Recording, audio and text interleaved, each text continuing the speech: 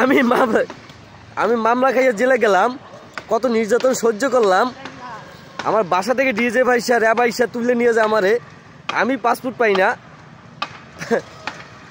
Passport পাই হয়েছে আপনার শিরিন শারমিন বাসায় বৈশা যারা হাজার হাজার ছাত্রছাত্রী মারছে, 16-17 বছর নির্যাতন করছে মানুষের, তারা পাসপোর্ট পায়।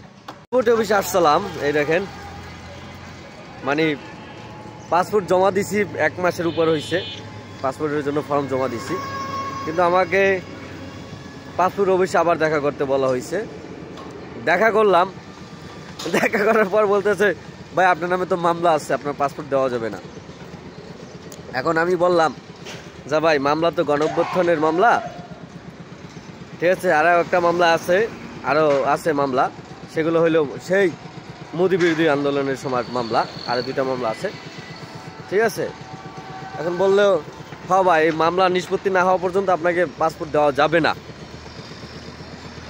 শেখ হাসিনার দেওয়া মামলার কারণে আমি পাসপোর্ট পাইতেছি না, ঠিক আছে। এই আমার ব্যাক করে দিচ্ছে যে ওই নিষ্পত্তি পাসপোর্ট যে নিষ্পত্তি আপনার মামলা যে নিষ্পত্তি হয়েছে ওই একটা ফর্ম নিয়ে আমার লাগে যোগাযোগ করবেন, তখন আবার আপনার পাসপোর্ট বিবেচনা করা হবে, ঠিক আছে। এই দেখেন সিস্টেমটা কি দেখছেন।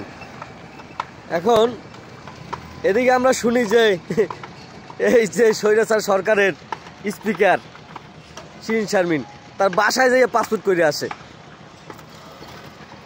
মানে তার বাসায় যাইয়া পাসপোর্ট দিয়ে আসে, ফিঙ্গার নিয়ে আসে বাসায় যাইয়া।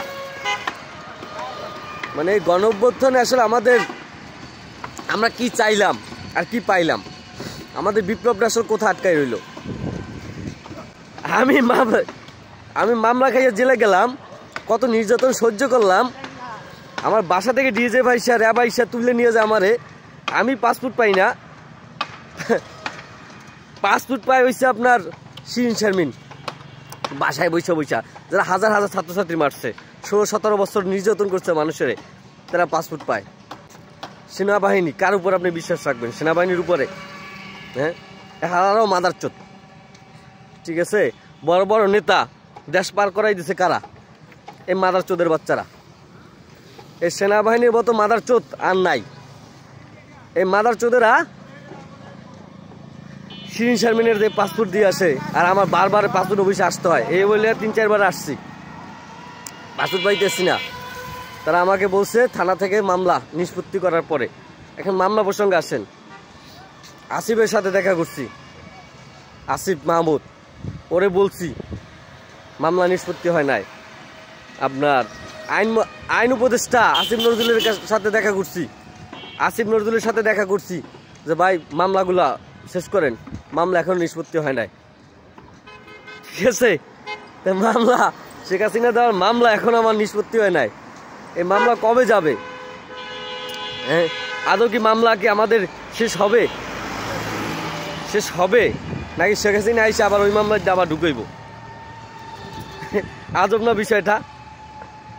খুব ভালো লাগতেছে যে সমন্বয়ক আর বিপ্লব আর সংস্কার, পুরো সংস্কার চলতেছে। সংস্কার রে, হায় রে সংস্কার।